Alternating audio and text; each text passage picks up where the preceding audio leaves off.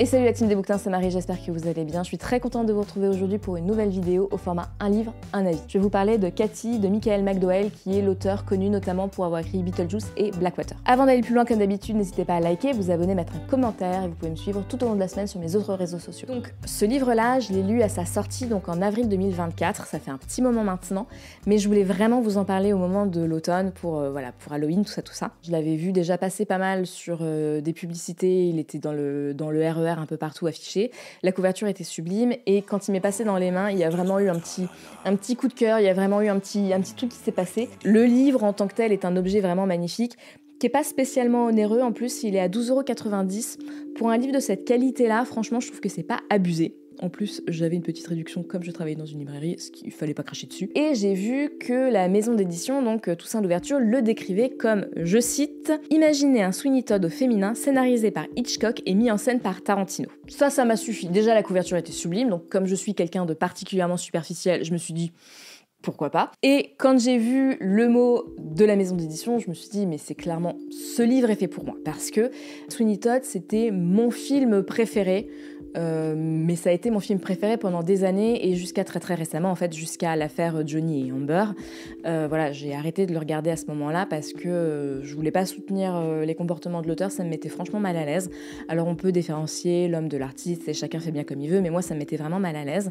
Et c'est avec énormément de regrets que je me suis dit que j'allais arrêter de regarder ce film qui était mon film préféré. Ça me manquait parce que c'était vraiment un univers, une ambiance que j'aimais vraiment beaucoup, que je regardais très régulièrement et ça me manquait un peu. Et de voir qu'il y avait un livre dans cette ambiance-là, je me suis dit... c'est pour moi. J'ai fait un petit peu de recherche. Donc le livre, donc la version originale, elle est sortie en anglais, donc en VO, en 1982. Et elle a été traduite uniquement en 2024 par Toussaint Louverture. Donc la maison d'édition a récupéré visiblement les droits et l'exclusivité des textes de cet auteur. Comme j'ai arrêté de regarder le film parce que un des acteurs faisait des dingueries, je me suis renseignée pour savoir avant d'acheter le livre si l'auteur avait aussi lui fait des dingueries. Donc je me suis renseignée et visiblement, je n'ai rien vu de dingue. Alors, le seul truc un peu chelou que j'ai vu pour cet auteur, c'est qu'il faisait une collection un peu particulière. C'est-à-dire qu'il y a des gens, ils collectionnent des timbres, lui, il collectionnait des objets liés à la mort. Bon, chacun son truc. Il y avait un attrait pour le macabre chez ce monsieur qui était visiblement très très important. Mis à part ça, voilà, rien de dingue pour l'auteur. Mis à part que quand j'ai fait mes recherches, je me suis vraiment demandé quand est-ce qu'il trouvait le temps de dormir, ce monsieur. Sans en faire des tonnes, je vais un peu vous parler de l'auteur pour que vous puissiez un petit peu comprendre dans quel contexte se classe son œuvre et voir un petit peu à quel point il a pesé dans l'univers du macabre et tout ça. Michael McDowell, l'auteur, il est né en 1950 en Alabama et il est décédé en 1999 dans le Massachusetts. Donc il n'avait pas vécu très très longtemps, il a vécu 49 ans. Et vous allez voir tout ce qu'il a réussi à faire en ce temps. Il a fait des études, il a fait des études à Harvard et il a poursuivi avec une thèse, mais pas à Harvard, ailleurs. Mais bon, il a poursuivi avec une thèse.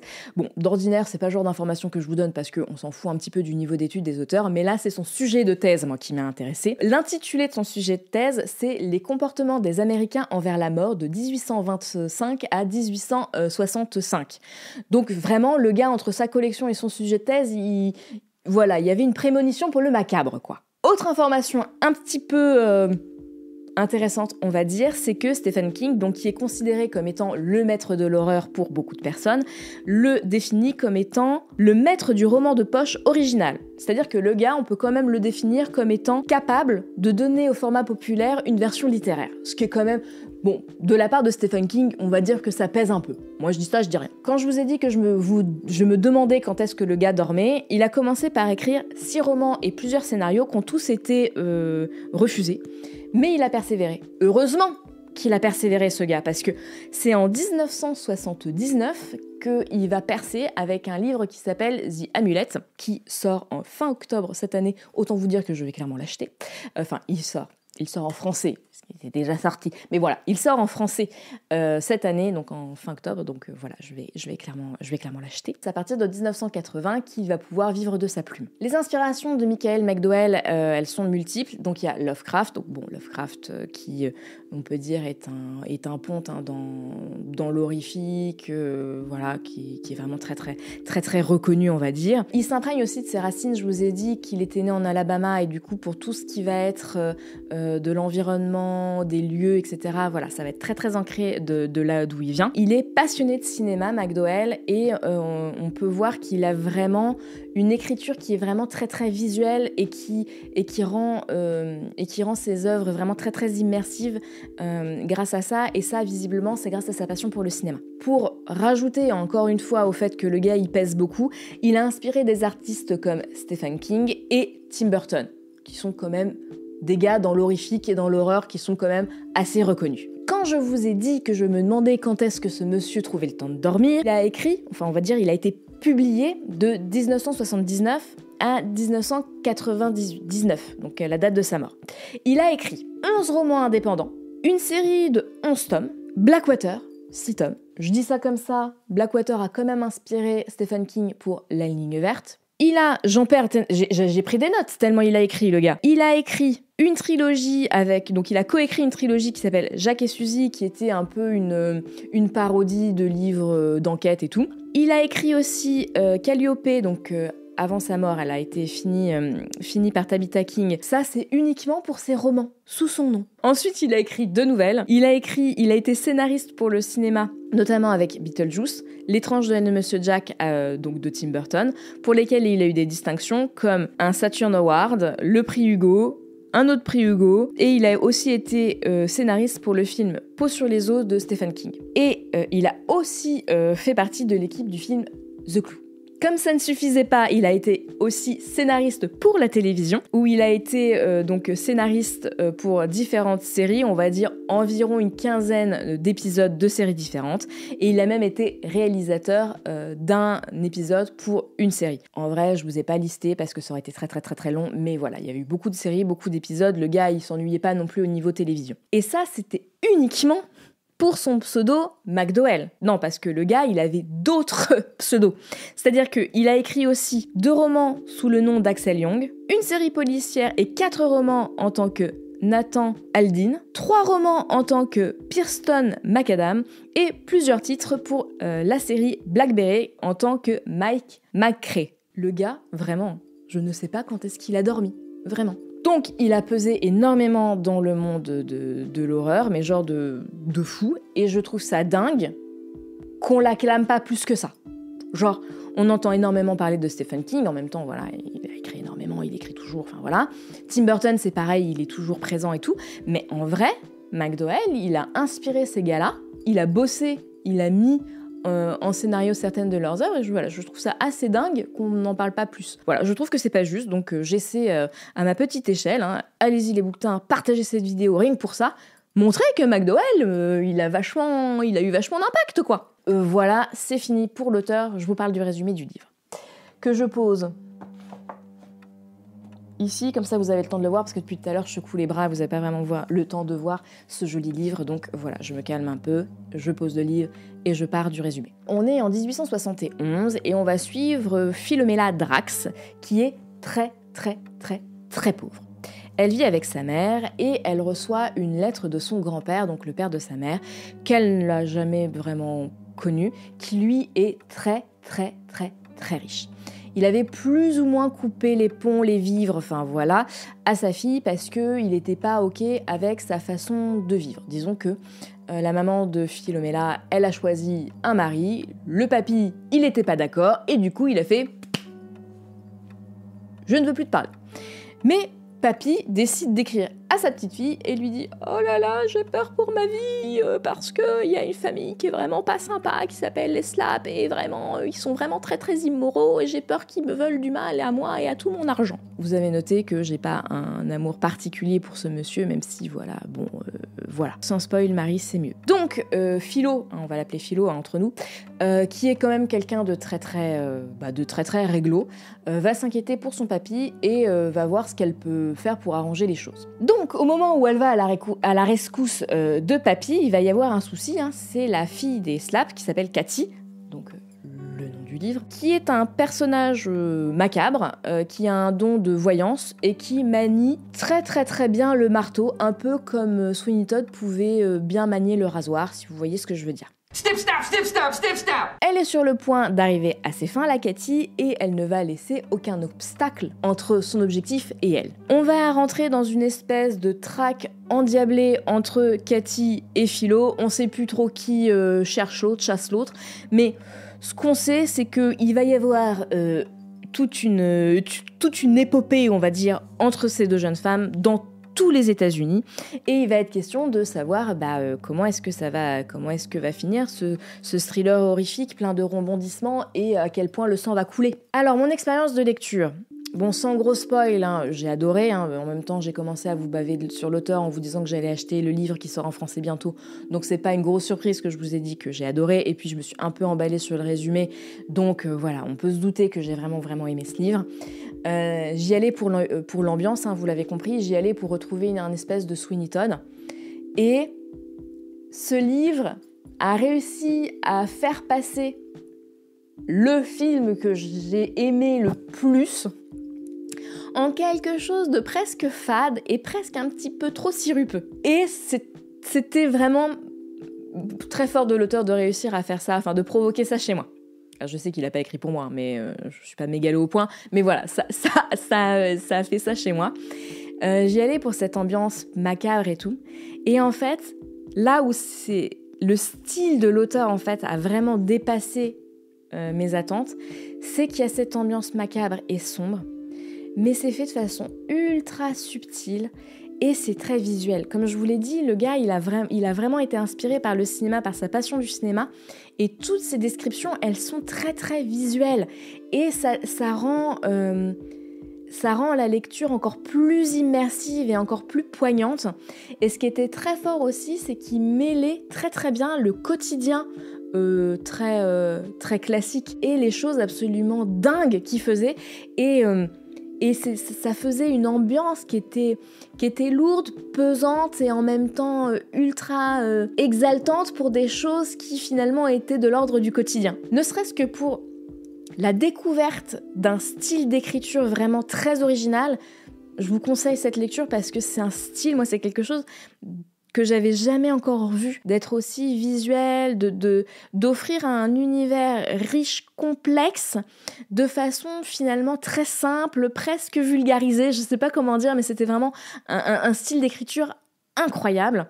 Pour ce qui est de l'ambiance, comme je vous l'ai dit, on est dans quelque chose de sombre, d'étrange, mais en même temps de très intimiste et de très subtil, et ça a rendu cette lecture ultra addictive pour moi, parce que comme je vous l'ai dit déjà plein de fois, j'y allais pour l'ambiance, et c'était terrible parce que c'est une lecture que j'ai faite, mais à une vitesse. C'est un livre qui fait quand même 450 pages, je crois, et je l'ai lu en moins de 24 heures. Le livre, je ne voulais pas le lâcher, c'est-à-dire que quand j'ai commencé à le lire, en vrai, c'était dur d'aller bosser. Je lisais dans la rue, ne faites pas ça, mais je lisais en marchant dans la rue parce que je voulais vraiment pas lâcher le livre. Donc de mon trajet de chez moi au RER, dans le RER et du RER jusqu'au boulot et jusqu'à la dernière minute du moment où il fallait que j'aille commencer à travailler, je lisais ce livre, vraiment je n'ai pas voulu le lâcher. Je le dis pas trop fort pour que mes livres derrière n'entendent pas, mais c'est probablement la meilleure lecture que j'ai faite de ma vie. Vraiment.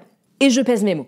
Je repose le livre pour continuer mon argumentation et vous motiver à lire ce livre. Vraiment, c'est mon objectif de la vidéo, c'est vous motiver à lire ce livre. Pour les personnes qui me connaissent, vous savez que j'aime lire pour suivre des personnages. Les personnages étaient incroyables, mais là, ça dépassait l'entendement. C'est-à-dire qu'on est vraiment dans quelque chose d'une noirceur, d'une cruauté, de l'impensable, mais les personnages sont quand même crédibles. C'est des personnages que tu devrais détester, tu devrais être dégoûté, mais en même temps, ils sont tellement que moi, ça m'en a fasciné. Ça me les a rendus, vraiment, j'étais curieuse de comprendre leur psychologie, leur façon de penser, tellement c'était crédible, quoi.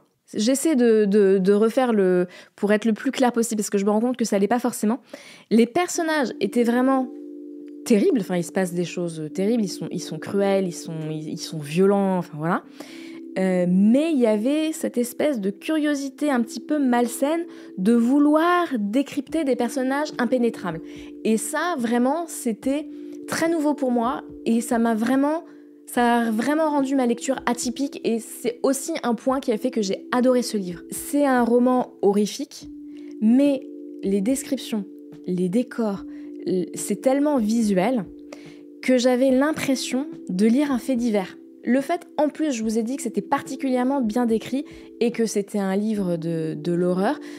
En vrai, je pourrais presque dire que c'est un roman, je ne sais pas si cette catégorie existe, donc les puristes, ne vous énervez pas, mais on pourrait presque dire que c'est un thriller horrifique, historique. C'est-à-dire qu'il y avait tellement de descriptions, je sais pas, l'auteur, il a dû faire un nombre de recherches, mais incroyable, pour réussir à retraduire cette ambiance des États-Unis de la Grande Dépression, parce que vraiment, c'était très visuel. Je pense que ça va être le maître mot de la vidéo, mais je pense que si vous avez du mal souvent à imaginer les descriptions des auteurs, c'est un livre qui peut, je pense, vous aider, parce que les descriptions, elles sont tellement visuelles que je pense qu'on les voit réellement, quoi. C'était assez incroyable. Attends, j'en tape sur le micro. Il y a une notion d'esthétisme dans l'horreur qui était assez fascinante, en fait, vraiment dans l'écriture du livre. Ce qui m'a fait un peu rire, c'est que je me considère comme étant quelqu'un de très sensible, et souvent dans les films je suis la première à crier, à sursauter, j'ai super peur, les jeux vidéo d'horreur et tout, je suis méga trouillarde, et j'ai même eu peur de lire un livre, L'Esprit des cafés suspendus, qui est pas un livre qui fait peur, mais voilà, je me considère vraiment comme quelqu'un de sensible. Et ce qui est paradoxal, c'est que j'adore les films de Tim Burton, et j'ai adoré ce livre, et je pense, parce que du coup ça m'a interrogée sur moi, je pense que c'est parce qu'en fait c'est pas juste gore, et c'est pas juste horrible pour être horrible. Il y a vraiment une recherche d'esthétisme. En fait, j'ai l'impression qu'ils essaient de retraduire l'horreur en art. C'est un phénomène qui, comme je comprends pas trop, et l'horreur ça me fait très peur, je crois que ça me fascine un peu d'essayer de comprendre, et comme je pense être assez sensible aux formes d'art, alors dit comme ça fait super prétentieux, putain. Vous savez, je suis facilement, quand je vais dans un musée et tout, je suis facilement très émue par ce que je peux voir, et quand j'écoute de la musique, je peux facilement être un peu renversée par mes émotions, et du coup, je pense que ça fait que ce soit Tim Burton ou que ce soit McDowell, le fait qu'il transforme l'horreur en art, ça me fascine un peu. Donc je pense qu'il y a un côté un petit peu malsain de ma part, je vais assumer cette part de ma personnalité que je viens de découvrir, mais qui fait que ça m'a vraiment captivée, et il y a ce côté vraiment d'ambiance très, très particulière qui est très captivante, parce que c'est très psychologique, c'est très inquiétant, c'est très troublant, et ça joue vraiment avec les émotions, et je pense que c'est ça en fait qui a été si fort pour moi dans cette lecture, c'est que j'ai vraiment eu toutes mes émotions en ébullition, et l'œuvre en tant que telle est vraiment magnifique. Enfin, même si on n'aime pas trop l'horrifique, c'est tellement bien écrit qu'on peut pas le considérer autrement qu'en étant une œuvre d'art. J'ai été tellement happée que dans la foulée, j'ai acheté les 6 Blackwater. Et j'ai vraiment étalé les lectures parce que, encore une fois, c'est des livres que j'ai dévorés en 24 heures. Alors là, ils sont plus petits, les Blackwater, on est autour de 300 pages le livre, mais il y a 6 tomes, et les 5 premiers, à chaque fois, je les ai lus en 24 heures. Je trouve que le style de l'auteur est incroyable. Je pense que... comme les enfants, je vais dire c'est qui mon auteur préféré et c'est qui mon copain préféré. Mais vraiment, je crois que McDowell est devenu mon auteur préféré. Et voilà, je suis désolée Victoria Elizabeth Schwab, parce que voilà, c'était toi jusqu'à présent, mais McDowell, il m'a mis une claque, quoi. Voilà, c'est une lecture que je vous recommande vivement. J'espère que cette vidéo, qui est un peu partie dans tous les sens, je me l'accorde, enfin qu'on se le dise, vous a plu quand même. Si c'est le cas, n'hésitez pas à la liker, mettez des commentaires, dites-moi vraiment si vous avez des auteurs et des livres à me conseiller, vraiment je suis méga preneuse. Si vous avez lu Cathy, sans spoil, n'hésitez pas à partager vos avis aussi, pour ceux qui l'ont pas lu, ça peut rajouter un petit peu. Et voilà, écoutez, je vous dis à très vite pour une prochaine vidéo, et d'ici là, portez-vous bien. Bisous la team des bouquetins.